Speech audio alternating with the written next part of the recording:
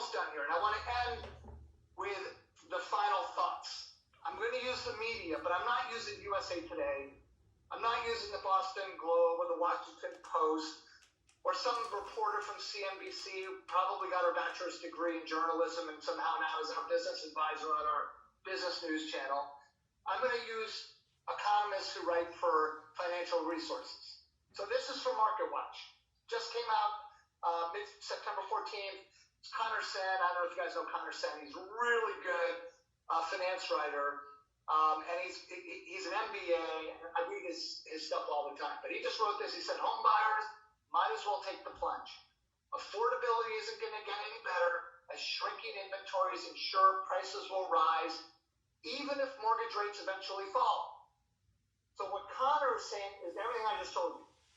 He knows affordability is only going to get worse because inventories are going to continue to shrink because of the supply-demand variable I showed you. And then he says, even if mortgage rates eventually fall. What he's saying there is, look, don't wait for rates to fall because prices are going to keep rising. And what I think he missed here in the story is, who cares if rates fall? Lock in now at 7. Get a 2-1 buy down or get the one and only, or do your mortgage program. If rates fall, you can refi. If you get the one and only, you won't need a refi. But if rates fall on mortgage 30 years, you can refi. If rates go up, you're protected. And that's why he's saying even if rates eventually fall, waiting is a fool's game because timing this market will cost you money. And that's what he knows. The final ones. The top left is from Wharton Business School. It's from the chair of the finance department at Wharton. It just came out in mid-September. And all the article is, it's a really good article. You can go to the Wharton website. You know Wharton, the business school for the University of Pennsylvania, where great business leaders and presidents want to get their master's degrees in business and finance. The market is not, why the housing market is not in recession is the headline of that article. What do you think it talks about in that article? Exactly what I've shown you today. But it just makes the same points. Look at the bottom left. This is The Economist. This is a publication that's so nerdy, the vast majority of you won't even read it. Millennial demand helps stoke the housing boom. What do they know that Diana Olick doesn't know? They know the demographics wave that's coming your way that's gonna make your careers in the purchase market over the next decade ahead.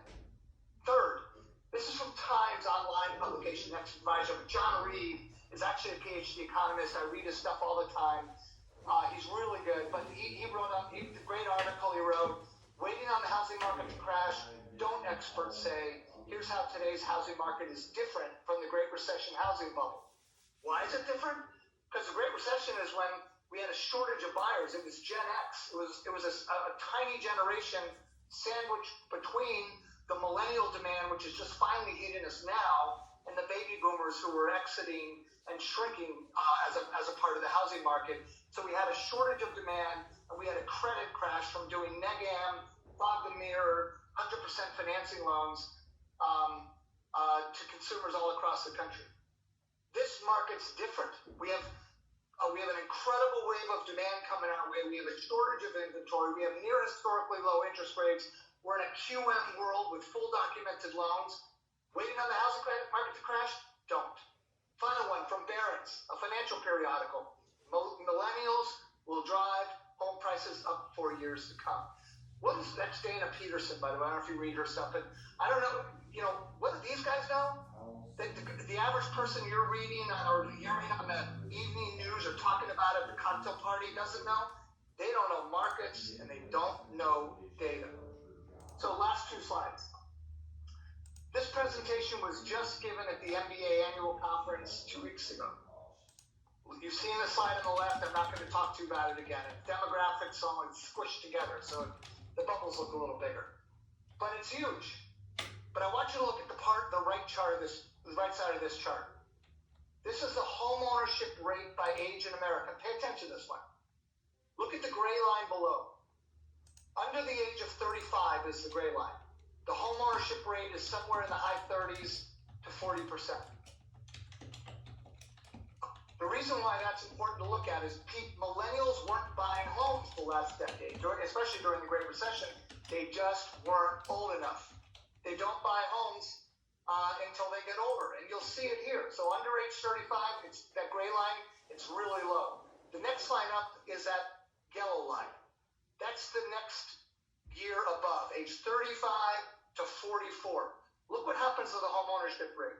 It literally leaps.